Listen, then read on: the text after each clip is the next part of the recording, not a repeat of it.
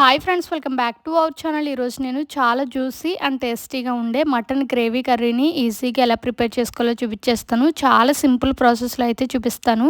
తప్పకుండా నచ్చినట్లయితే ట్రై చేసి ఎలా వచ్చింది ఏంటి అనేది నాకు కింద కామెంట్ సెక్షన్లో కామెంట్ చేసేయండి. ఫస్ట్ స్టవ్ ఆన్ చేసుకొని ఒక కడాయి పెట్టుకొని అందులోకి ఒక 3 టేబుల్ స్పూన్ వేరుశనగ ఆయిల్ అయితే యాడ్ చేసుకోవాలి.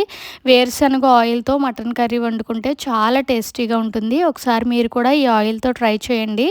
ఆయిల్ అనేది కొంచెం హీట్ అయ్యాక అందులోకి సన్నగా చాప్ చేసి పెట్టుకున్న ఆనియన్స్ అలాగే పచ్చిమిర్చి వేసేసుకొని లైట్ గోల్డెన్ కలర్ వచ్చే వరకు కూడా లో ఫ్లేమ్లో పెట్టుకొని అయితే ఫ్రై చేసుకోవాలి. ఆనియన్స్ ఎంత బాగా ఫ్రై అయితే కర్రీ అనేది అంత టేస్టీగా ఉంటుంది. ఆనియన్స్ ఈ విధంగా ఫ్రై అయ్యాక అందులోకి ఒక 2 స్పూన్లు ఫ్రెష్గా దంచుకున్న అల్లం వెల్లుల్లిపాయ పేస్ట్ అయితే వేసేసుకొని బాగా మిక్స్ చేసుకొని పచ్చివాసన పోయే వరకు కూడా లో ఫ్లేమ్లో పెట్టుకొని అయితే ఫ్రై చేసుకోవాలి. ఆ తర్వాత అందులోకి శుభ్రం చేసి పెట్టుకున్న మటన్ అయితే అందులో వేసేసుకోవాలి. మటన్ వేసేసుకున్నాక బాగా మిక్స్ చేసేసుకొని మూత పెట్టుకొని మటన్లో ఉన్న వాటర్ అన్నీ కూడా రిలీజ్ అయ్యే వరకు కూడా లో ఫ్లేమ్లో పెట్టుకొని అయితే కుక్ చేసుకోవాలి.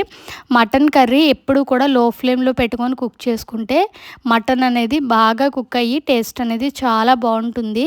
10 మినిట్స్ ఆగాక మూత అనేది ఓపెన్ చేసి చూస్తే అందులో ఉన్న వాటర్ అన్నీ కూడా ఇంకిపోయి ఆయిల్ అనేది చక్కగా పైకి తేలిపోతుంది. ఇప్పుడు అందులోకి రుచికి సరిపడినంత సాల్ట్ అలాగే చిటికెడు పసుపు కూడా యాడ్ చేసుకొని బాగా మిక్స్ చేసేసుకొని ఇంకొక 5 మినిట్స్ పాటు మూత పెట్టుకొని అయితే కుక్ చేసుకోవాలి. ఇంకా 5 మినిట్స్ ఆగాక అందులోకి మన కారానికి తగ్గట్టు కారాన్ని అయితే యాడ్ చేసుకోవాలి. ఆ తర్వాత అందులోకి ఒక స్పూన్ గరం మసాలా అలాగే ఒక 2 స్పూన్లు మటన్ మసాలా కూడా యాడ్ చేసుకొని బాగా మిక్స్ చేసేసుకొని ఒక 2 మినిట్స్ పాటు అయితే కుక్ చేసుకోవాలి. 2 మినిట్స్ ఆగాక అందులోకి ఒక 2 గ్లాసులు వాటర్ని అయితే యాడ్ చేసుకొని వాటర్ అనేవి బాగా మిక్స్ చేసేసుకొని ఆ వాటర్ అన్నీ కూడా ఇంకిపోయి ఆయిల్ అనేది పైకి తేలే వరకు కూడా లో ఫ్లేమ్లో పెట్టుకొని కర్రీ అనేది కుక్ చేసుకోవాలి.